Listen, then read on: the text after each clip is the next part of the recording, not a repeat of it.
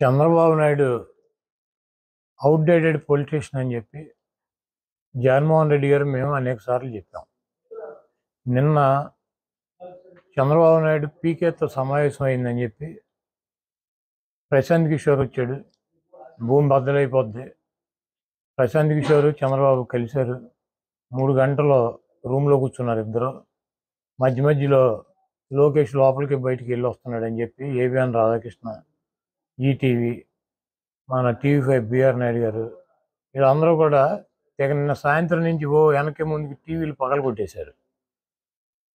ప్రశాంత్ కిషోర్ అనేవాడిని 2014లో మేము వాడేసాం. బుర్రలో గుజ్జంతా కూడా అయిపోయింది. చంద్రబాబు లాగా ఒట్టిపోయిన గీతలాగా ఆయన్ని తీసుకెళ్ళి మళ్ళీ ఇప్పుడు ప్రశాంత్ కిషోర్ని తీసుకెళ్ళి పెట్టుకుని వ్యూహకర్త అంటాడు. మేము వ్యూహకర్తగా పెట్టుకున్నప్పుడేమో ఆడేవాడు బీహార్ నుంచి వచ్చాడంటే తమ్ముళ్ళు మన ఏం పీకుతాడు, మనకన్నా గొప్ప వాళ్ళు ఎవడో నీ ప్రపంచంలో ఉన్నారో తమ్ముళ్ళు అని చెప్పి ప్రశాంత్ కిషోర్ గురించి మాట్లాడాడు.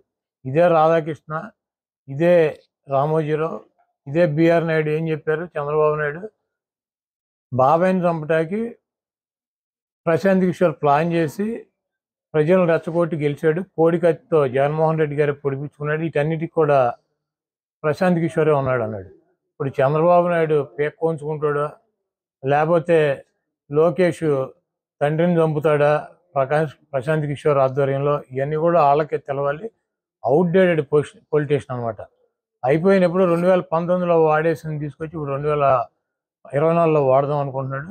ప్రశాంత్ కిషోర్కి ఐపాక్కి ఏం సంబంధం లేదు. ప్రశాంత్ కిషోర్ వెస్ట్ బెంగాల్ ఎలక్షన్ అయినాక నేను వ్యూహకర్తగా ఉండట్లేదు, నేను తప్పుకున్నాను, నేను ఒక రాజకీయ పార్టీ పెట్టానని చెప్పి బీహార్లో రాజకీయ పార్టీ పెట్టి పాదయాత్ర చేసి ఈరోజు ప్రశాంత్ కిషోర్ మమతా బెనర్జీ మాట్లాడమంటే చంద్రబాబుని ఇండియా కూటమిలో చేరమని చెప్పి అడగటానికి చర్చలు జరపడానికి వచ్చారు.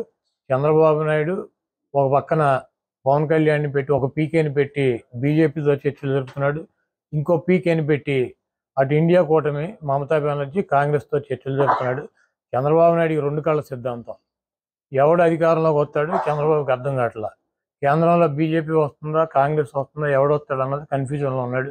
కాబట్టి వీళ్ళు కాకపోతే వాళ్ళు కాకపోతే వీళ్ళు ఇతర పీకేలను పెట్టుకున్నాడు. ఒక పీకేనేమో బీజేపీతో మాట్లాడుతూ ఉంటాడు, ఇంకో పీకేనేమో కాంగ్రెస్ ఇండియా కూటమితో మాట్లాడుతూ ఉంటాడు.